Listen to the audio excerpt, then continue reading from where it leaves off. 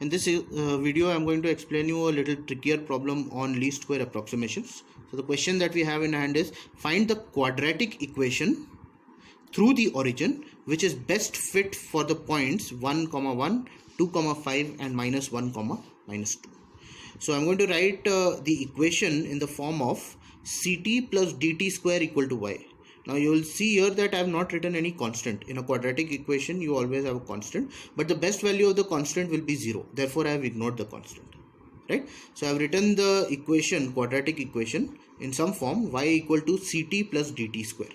So our task is to find c and d. So let's see how we can do this. So I'm first going to write our matrix A. Now if you look at the points which are given to you, if you see the points which are given to us, the points are 1, 1, 2, 5, -1, 1, right? So I need to first write this equation on the left hand side in the form of a matrix. Now this equation can be written as c into t, right? So t will be nothing but the x coordinates, whereas y will be nothing but the y coordinates. But the thing here is that this is a quadratic equation, therefore you have ct plus dt square. So if I want to write this equation in the form of a matrix, then how should I do that? The first column will only consist of t, and t is nothing but 1, 2, -1. The second column consists of t square. Therefore what I should do is pick 1, 2 and -1 and then write the square of those components. So that is exactly what we will be doing in this step. So we will be writing 1, 2, -1, which is corresponding to ct, plus dt square. So for t square I'm going to write 1 square, 2 square, -1 square, and that will be equal to 1, 2, -1, 1, 4, -1. I'm going to write some x cap as c and d, which will be the constants we need to find, and b will be nothing but the y coordinates, which is 1, 5 and -2.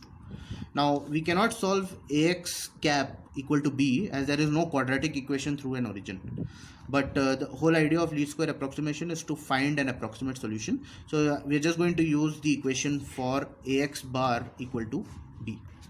So again from the notes, basically we need to solve A transpose ax cap equal to A transpose b. So we already have the value of A. So we write first find the transpose, multiply this with A and you get your answer. You already have A transpose with you, multiply it with B, which is this value here, and find your answer. Therefore now we are going to use this equation. So you have A transpose A, which is this value, into x cap, which is this value, equal to A transpose B, which is this value. Now you can solve this. Now you can solve this value by converting it into a row echelon form. So I have written it in a row echelon form, and then back solve it to find the values of d and c. So d and c turn out to be these two values. Therefore the equation that we have is y equal to ct, so c is 11/2, plus dt square, d is -5/2, so -5/2 t square.